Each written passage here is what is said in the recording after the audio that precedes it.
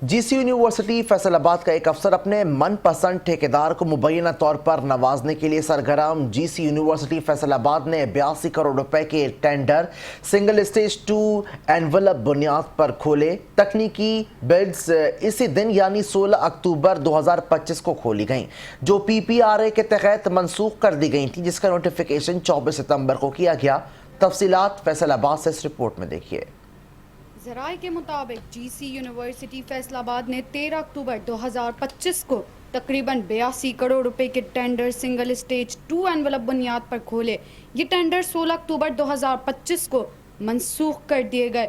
यही टेंडर दोबारा 13 नवंबर 2025 के लिए सिंगल स्टेज 2 एनवलप बुनियाद पर तशहीर किए गए।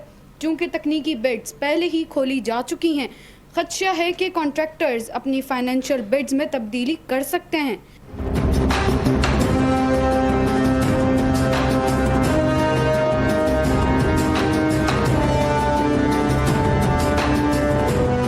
ज़राए का कहना है कि दरख्वास्त में कहा गया है कि बिड्स खोलने की शराइत को सिंगल स्टेज सिंगल एनवलप बुनियाद पर तब्दील किया जाना चाहिए, ताकि गैर जानिबदाराना और बेतासुब टेंडरिंग अमल को यकीनी बनाया जा सके। सिंगल स्टेज सिंगल एनवलप तरीक़ेकार GC यूनिवर्सिटी फैसलाबाद को तकरीबन 15 करोड़ रुपए बचाने में मदद करेगा।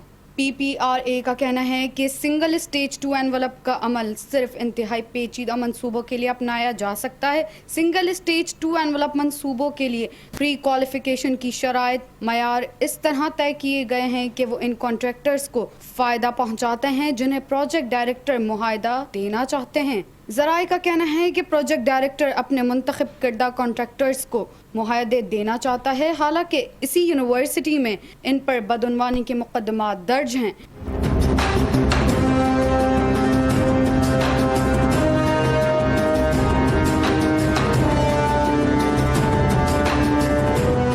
इससे कबल प्रोजेक्ट डायरेक्टर शाहिद हुसैन को रिश्वत लेते हुए रेड हैंड पकड़ा गया था। हुकूमत को चाहिए कि इसकी FIA और NAB से तहकीकात कराई जाएं, ताकि इस अम्र का पता चल सके कि माजी करीब में कितने मनपसंद ठेकेदारों को नवाजा जा चुका है।